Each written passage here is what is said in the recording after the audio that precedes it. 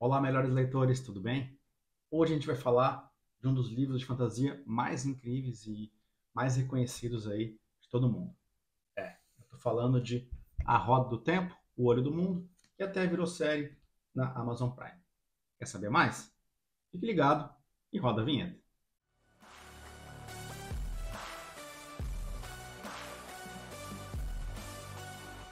É isso então, né, pessoal? Hoje finalmente venho apresentar aqui uma resenha do livro O Olho do Mundo, né, o primeiro livro da série A Roda do Tempo, de Robert Jordan. Essa é uma série de 14 volumes, né? Todos eles pequenininhos, né? Esse aqui tem 798 páginas, todos eles são mais ou menos com esse número de páginas, né? E é uma série que já está finalizada. E no caso, né, o Robert Jordan ele não teve tempo de terminar essa saga. Ele estava lá com o último volume, que era para ser o 12º, estava lá com mais de 2.000 páginas. Ele, né, vem a falecer e aí chamam o Brandon Sanderson, que é o escritor da incrível série Mistborn, para terminar, né? Então é uma série que já está completa, isso é muito legal, né? Principalmente para os fãs de outras sagas como Game of Thrones, né? Que acabou não acabando ainda, né? Então essa aqui não, essa aqui já está finalizada. Então esse livro, né, que foi publicado na década de 90, ele é, pode dizer assim, uma fantasia medieval, digamos assim, e a Roda do Tempo é uma espécie de religião dessas pessoas, né? Eles estão ali num reino de Endor, que é onde todos os nossos personagens fazem as andanças deles, e todos eles têm essa filosofia da Roda do Tempo, que vai tecendo todo o destino, né? Muitas vezes eles falam, seja o que a roda quiser, seja o que a luz quiser, né? Focando bastante que esse é um estilo de religião quase que eles têm dentro desse mundo medieval. E aí a gente entra na história em si, né? Começando com o Rand al'Thor. Ele está indo com o pai dele para uma cidade próxima, né, de onde ele mora, na fazenda dele, que é a cidade de Dois Rios, onde a gente vai conhecer todos os nossos personagens principais.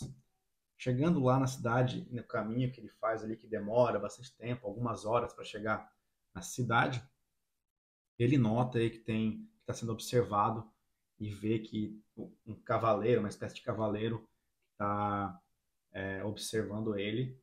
Ele não tinha rosto, ele acha meio esquisito isso. E aí depois quando ele olha de novo, aquele cavaleiro some e ele fica muito intrigado. Então eles estão indo ali no caminho para Dois Rios, que fica na região de campo do Emond.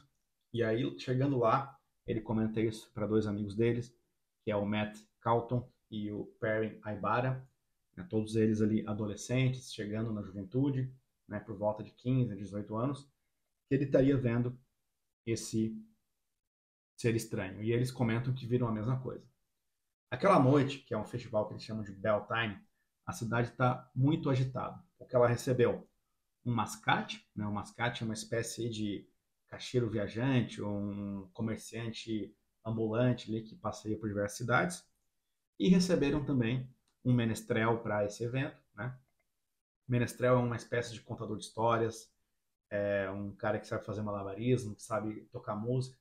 E aquilo para aquela comunidade ali, Dois Rios, que é o fim do mundo desse universo que a gente está, né? O lugar onde, sei lá, Judas perdeu as botas, né? Aquele lugar lá emo que ninguém vai. Então, só de ter esses dois personagens aí, eles já chamam muita atenção. E além disso, tem um casal que chega na cidade, que é a Moraine e o Lan. Mais tarde a gente descobre aí o porquê que eles estão lá, né? Mas está aí nessa cidade de passagem.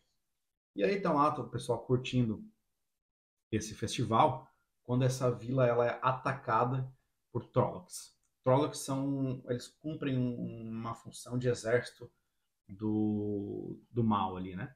Então eles chegam, eles são uma espécie aí de humanos com cabeças de porcos ali, de javalis, algo como se fosse ali um minotauro, algo nesse sentido, né? Esses Trollocs, eles chegam, eles atacam apenas as casas do Rand, do Matt e do Perry Aibara, né? E aí, mas eles não percebem isso, né? A comunidade ali tá achando que é um ataque generalizado. Eles só vêm a perceber isso quando a Moiraine Sedai, que é essa personagem que chegou de fora, explica para eles e nota isso. Acontece que essa Moiraine Sedai, ela é de uma comunidade de mulheres chamadas de Aes Sedai, que são as mulheres que conseguem acessar o poder único. E esse poder único é o que fornece a magia para as mulheres. No caso, nessa ficção aqui do Olho do Mundo, né, os homens eles não podem tocar o poder único, senão eles acabam, né, perdendo a consciência e tal.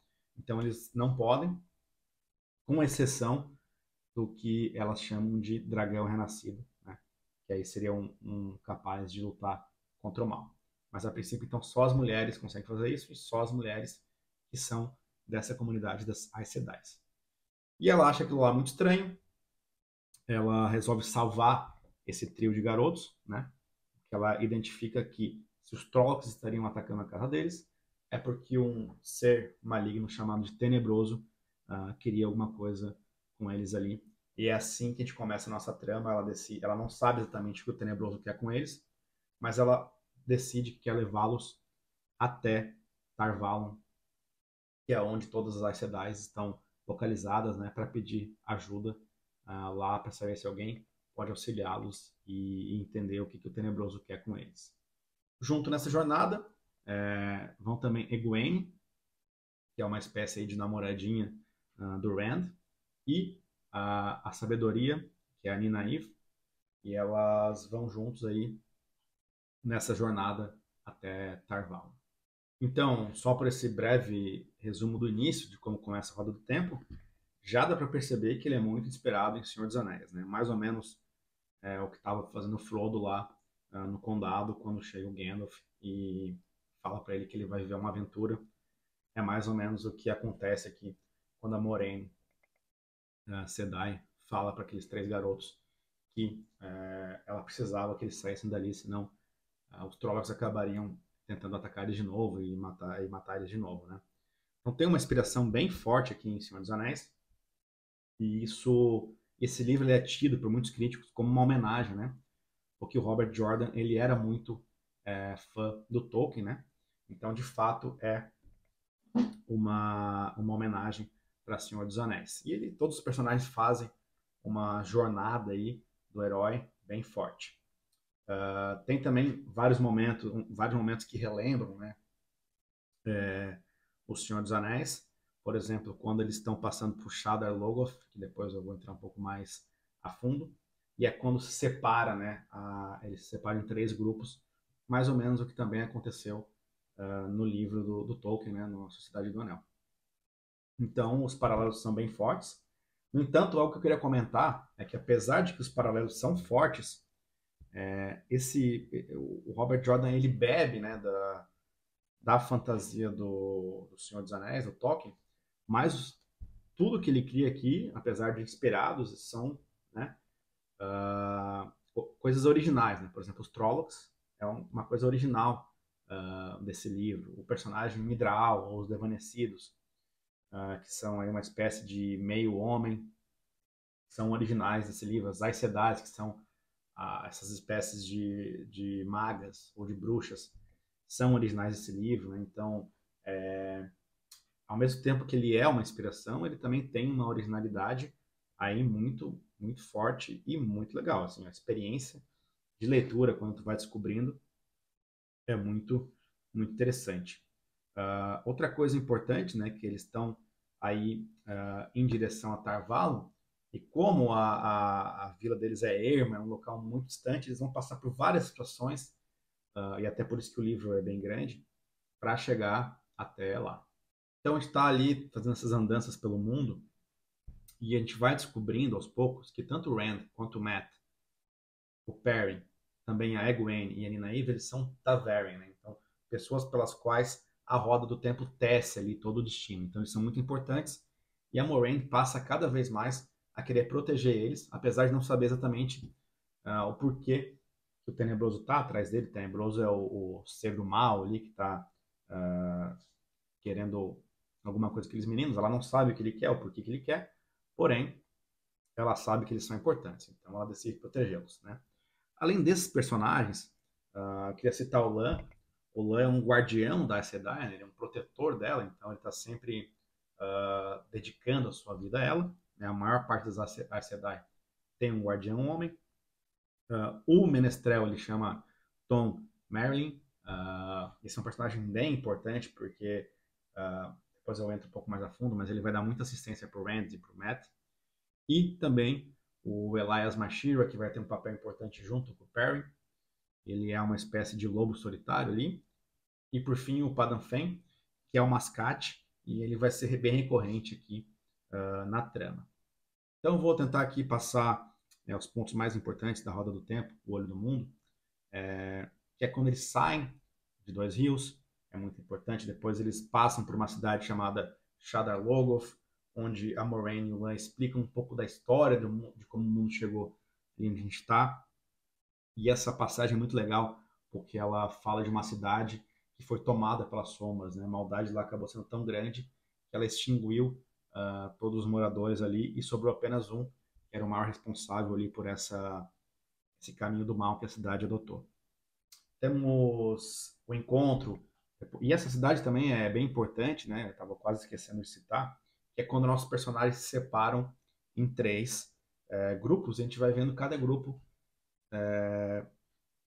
ter um arco diferente, né? Então o Matt e o Rand eles ficam com o Menestrel, aprendem ali a tocar, a se virar ali nessas cidades pequenas, né? Fazer malabarismos.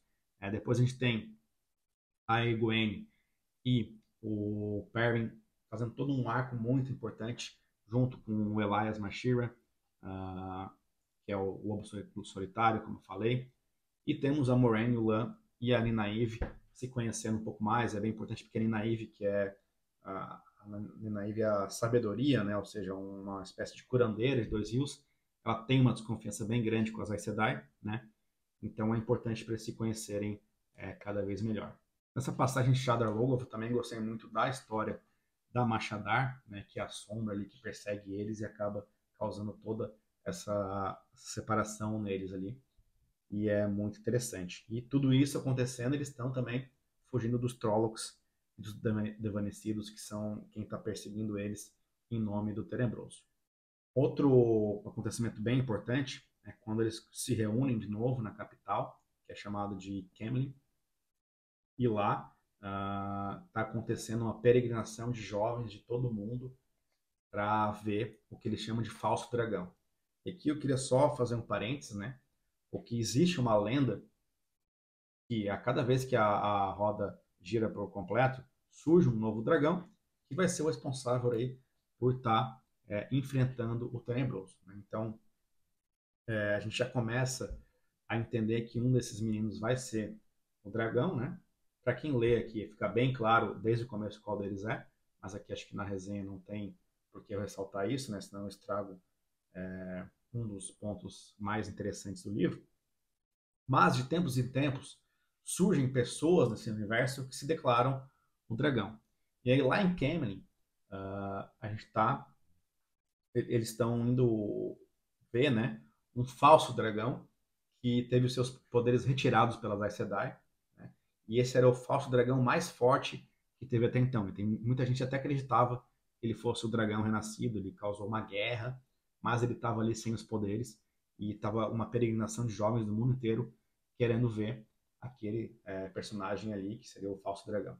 Acho que outros aspectos importantes é o encontro com os mantos brancos, né, que são uma espécie aí de pessoas que lutam pelo bem, pela luz, mas eles são extremistas, né? Então eles estão lutando pelo bem deles, ou pelo que eles acham que é a luz. E temos o povo errante, que aí é o povo que é contra a violência, e eles são muito importantes no arco da história do Perrin e da Egwene. Por fim, né, eles acabam desviando o rumo da ida para Tarvalon para ir até o Olho do Mundo, né? E lá o Olho do Mundo é uma espécie de templo que foi transformado em prisão para deter o Tenebroso, né? Então a gente tem todo um arco ali do dragão renascido combatendo o Tenebroso lá no Olho do Mundo. E aí, assim, eu acho que eu passei, né, os principais aspectos da obra, né, o que é de mais importante nessa obra. para você ter uma ideia de como que funciona, né, esse universo. Então, é isso, né? A escrita do Robert Jordan, ela é muito boa, né? O livro, aqui, vou mostrar mais uma vez, eu recomendo a leitura dele, a minha nota foi 5 de 5 lá no Scoob, né? Então, recomendo que todos leiam, acho que é uma originalidade incrível, apesar de, como eu disse, de ter essa inspiração no Tolkien. Como ponto negativo, eu acho que a única coisa é serem 800 páginas, né? Então, durante muito tempo, fica o Rand e o Matt ali pingando de pequena vila em pequena vila em pequena vila, que talvez pudesse ser resumido, mas na verdade a leitura também é agradável, né? Então, acho que para quem gosta desse estilo de fantasia medieval, faz parte, né? Talvez se suprimisse isso, os personagens se desenvolveriam muito pouco, né? A única crítica, na verdade, que eu tenho pro livro é que o dragão renascido, você já sabe de cara quem ele é, né? Então, isso tira um pouco é, da surpresa do livro. Claro, ele não entrega quem é, mas você lendo, você consegue identificar quem é o dragão renascido, diferentemente de uh, as Crônicas de Gelo e Fogo, né? Na qual dificilmente você sabe qual personagem é bom e qual é ruim. Claro, tirando o Jon Snow e a Daenerys ali, né? Mas lá você está sempre se perguntando, pô, porque eles são personagens mais humanos, eu diria aqui, né? Que tem um pouco desse clichê assim do herói e do tenebroso que é o cara do mal ali, né? Mas é uma obra, cara, uma experiência de leitura muito, muito interessante. Eu gostei demais desse livro, né? E agora até temos a série aí, né? Que vai para tendo uma a temporada que vai estrear logo mais. Então recomendo a leitura. Quero ler o segundo em breve, né? E estou deixando um link aqui embaixo do blog, né? No qual a gente fala um pouco da série e mostra a sinopse aí que vai ter nos 14 livros e a ordem de leitura, né? A ordem de leitura de cada um dos exemplares, né?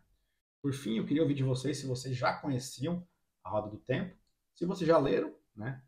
E comentem aqui embaixo se vocês também conseguiram identificar quem era o dragão renascido já nas primeiras 100 páginas ali. E também queria ouvir de vocês o que vocês estão achando da adaptação da Amazon Prime. Eu vou fazer um vídeo dedicado sobre esse tema, né, sobre as principais diferenças, que eu vou deixar aqui de card aqui em cima. Mas eu queria ouvir de vocês se vocês gostaram mais do livro, se vocês gostaram mais da série da Amazon Prime. E se você gosta desse tipo de conteúdo, clique aqui em like, compartilhe, divulgue para amigos, né? Que isso é bem importante para a gente estar sempre motivado para fazer mais conteúdos. E espero ver vocês aí sempre com a gente no canal. Um abraço e até a próxima.